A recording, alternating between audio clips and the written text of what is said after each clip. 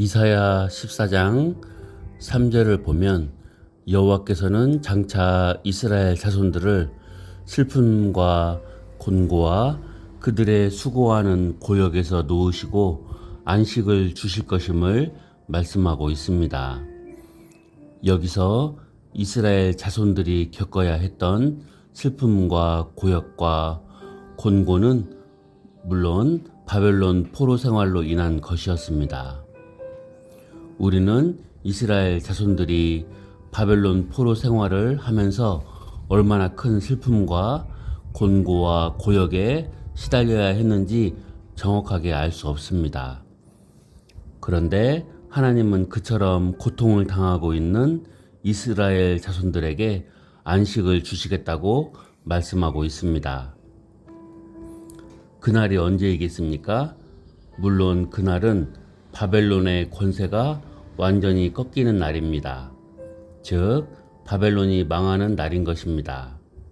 4절과 5절을 보면 하나님은 너는 바벨론 왕에 대하여 이 노래를 지어 이르기를 압제하던 자가 어찌 그리 그쳤으며 강포한 성이 어찌 그리 폐하였는고 여호와께서 악인의 몽둥이와 통치자의 규를 꺾으셨도다 라고 말씀하십니다.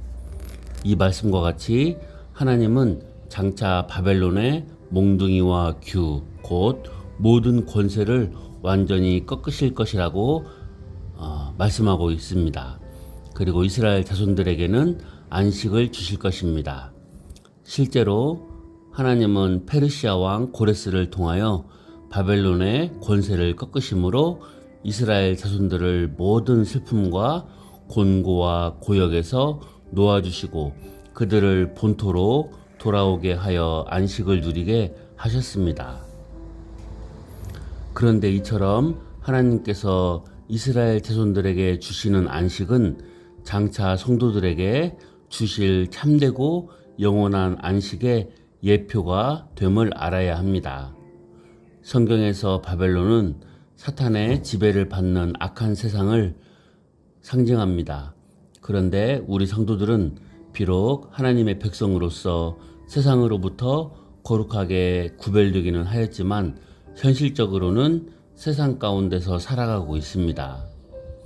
그리하여 성도들은 사탄이 지배하는 세상에서 많은 슬픔과 곤고와 고역을 당하게 됩니다. 사탄은 마치 바벨론 왕들이 하나님의 백성인 이스라엘 자손들로 하여금 평안히 살도록 내버려두지 아니하고 억압하고 핍박하였듯이 하나님의 백성들인 성도들이 세상에서 평안하게 살도록 내버려두지 않습니다. 결국 성도들은 세상에 사는 동안 고통을 피할 수 없습니다. 그러나 하나님은 당신의 백성들을 고통스럽게 하는 사탄과 이 세상의 권세를 결코 방관하지 않으십니다. 하나님은 정하신 때가 되면 사탄과 이 세상을 심판하여 그 모든 권세를 완전히 꺾으실 것입니다. 그리하여 성도들을 슬픔과 곤고와 고역에서 해방시키시고 그들을 당신의 나라 곧 성도들의 본향인 하나님 나라로 인도하여 그곳에서 다시는 슬픔과 곤고와 고역을 겪지 않게 하시며 참되고도 영원한 안식을 누리게 하실 것입니다. 그래서 성경은 그런즉 안식할 때가 하나님의 백성에게 남아있도다 라고 히브리서 4장 9절에서 말씀하고 있으며 그날에 성도들이 누릴 안식에 대하여 눈물도 슬픔도 아픔도 죽음도 없는 것으로 계시록 21장 3, 4절에서 묘사하고 있습니다. 그러므로 세상에서 많은 고통을 당하나 장차 우리들에게 주어질 참되고 영원한 안식을 바라보며 조금 더 인내하기를 소망합니다. 하나님께서 사탄과 세상의 권세를 완전히 꺾으심으로 우리들은 모든 슬픔과 곤고와 고역에서 해방시키실 줄을 확신하며 현재의 고난 속에서도 소망을 품고 살아가는 지혜로운 성도가 되도록 해야 하겠습니다.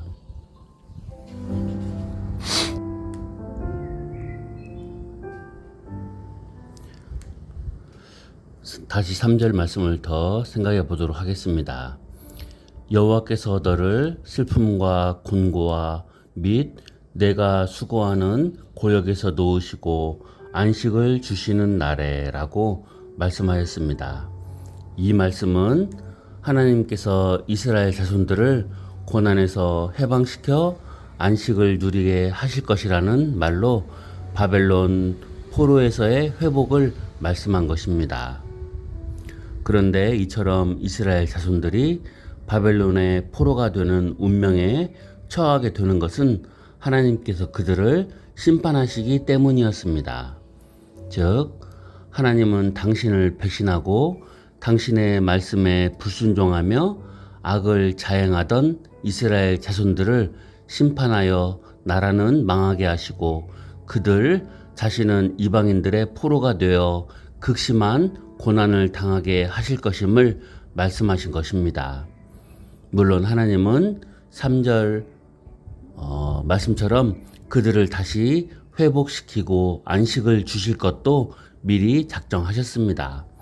우리는 이러한 본문의 말씀을 통해 한 가지 생각해 볼 일이 있습니다. 그것은 하나님은 왜 이스라엘 자손들을 다시 회복시키실 것이면서도 그들을 고난에 처하게 하셨느냐 하는 것입니다. 그냥 놔두면 이스라엘 자손은 고통을 당하지 않고 하나님도 그들을 다시 회복시키시는 수고를 하지 않아도 될 것입니다. 그러나 그처럼 생각하는 것은 잘못된 오해입니다. 하나님께서 범죄한 이스라엘 자손들을 그냥 버려두면 그들이 안식을 누릴 것 같지만 사실은 그렇지 않습니다. 물론 범죄한 자들을 그냥 놔두면 육체적으로는 평안할지 모릅니다. 그러나 참된 안식은 누리지 못합니다. 사람의 참된 안식은 육체적 안락이나 물질적 풍요에서 오는 것이 아닙니다.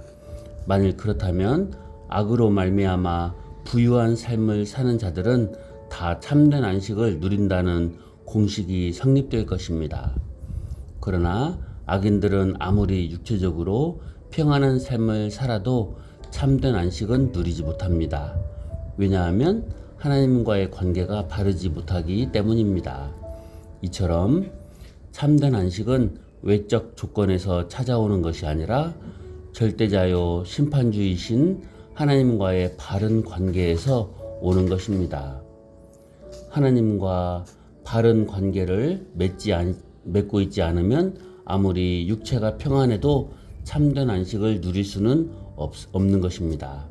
그러한 이유에서 하나님은 범죄한 이스라엘 자손들을 심판하여 고난을 당하게 하십니다. 그들로 회개하고 하나님과 바른 관계를 맺게 하신 후에 그들을 다시 회복하심으로 참된 안식을 누리게 하신 것입니다. 물론 하나님과 바른 관계를 맺는 것은 반드시 고난에 의해서만 되는 것은 아닙니다. 죄를 짓지 아니하거나 죄를 지었더라도 속히 회개하면 하나님과 바른 관계를 맺을 수 있습니다. 하지만 죄의 본성을 가지고 태어난 사람이 죄를 전혀 짓지 아니한다는 것은 불가능합니다. 또한 죄는 사람의 영적 감각을 마비시키기 때문에 자신의 모든 죄를 스스로 깨닫고 회개한다는 것도 불가능합니다. 바로 그러한 이유로 하나님은 당신의 백성들의 회개와 정화의 방편으로 고난이라는 방법을 사용하시는 것입니다. 하나님께서 당신의 백성에게 주시는 고난은 그들의 무감각한 영혼을 자극하여 자신들의 죄를 깨닫고 회개하게 하는 것은 물론 그들 안에 내재된 죄의 찌꺼기를 걸러내는 용광로와 같은 역할을 하기도 합니다. 그리하여 결국 고난은 하나님의 백성들로 하여금 하나님과 바른 관계를 맺게 하고 거기에서 비롯되는 참된 안식에 이르게 하는 것입니다. 이러한 점에서 하나님이 주시는 고난은 비록 고통스럽기는 하지만 하나님의 백성인 성도들에게 정말 유익한 것입니다. 고난은 하나님의 백성들로 하여금 참된 안식에 들어가게 준비하는 것입니다. 그리고 이 고난을 넘어서야만이 성도들은 참된 안식을 누릴 수 있습니다. 고난을 감당하지 못하고 고난을 통하여 염단을 받지 아니하면 참된 안식을 누릴 수 없습니다.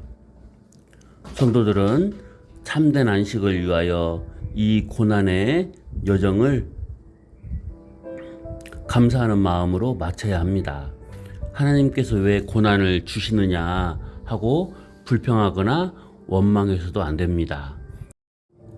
오히려 고난의 여정에서 하나님이 정하신 연단과 훈련의 프로그램을 잘 이수한 이후에 우리에게 주시려고 하는 참된 안식을 바라보며 감사와 영광을 돌리도록 해야 하겠습니다. 감사합니다.